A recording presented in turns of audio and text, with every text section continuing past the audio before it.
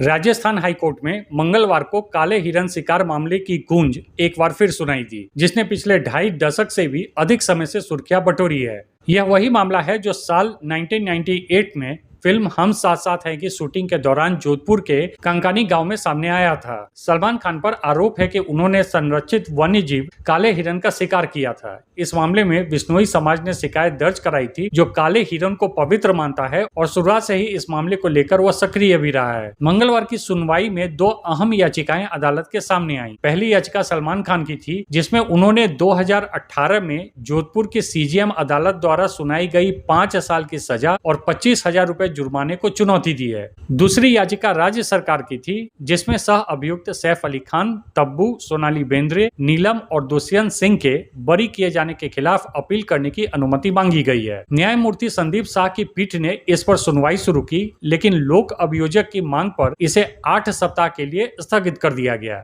इससे पहले इस साल फरवरी, अप्रैल, मई और जुलाई में भी अलग अलग तारीखों पर इस मामले की सुनवाई हो चुकी है, लेकिन अभी तक कोई ठोस नतीजा सामने नहीं आया है। आपको बता दें कि कानूनन राज्य सरकार को सह अभियुक्तों के खिलाफ अपील करने के लिए लीव टू अपील यानी कि विशेष अनुमति लेनी होती है, क्योंकि बरी किए गए आरोपियों के खिलाफ अपील करने का अधिकार अपने आप नहीं मिलता। अगर अदालत यह अनुमति देती है तो मामला एक नियमित अपील में बदल जाएगा और फिर दोनों पक्षों की दलीलें पूरी तरह से सुनी जाएंगी। इस लंबे मुकदमे में न सिर्फ सलमान खान की जिंदगी और करियर को प्रभावित किया है, बल्कि बिश्नोई समाज की न्याय और पर्यावरण संरक्षण की जद्दोजहद को भी सामने लाया है। कंकानी गांव में बनाए गए स्मारक के जरिए समाज ने यह संदेश भी दिया है कि उनके लिए काला हिरन सिर्फ एक जानवर नहीं है, बल्कि उनकी आस्था का हिस्सा है। अब यह देखना महत्वपूर्ण होगा कि 8 सप्ताह के बाद होने वाली अगली सुनवाई में अदालत क्या रुख अपनाती है और क्या राज्य सरकार को सह अभियुक्तों के खिलाफ अपील की अनुमति मिलती है या नहीं। यह मामला सिर्फ एक मशहूर अभिनेता पर लगे आरोप का नहीं है, बल्कि पर्यावरण संरक्षण, वन्य जीवों की सुरक्षा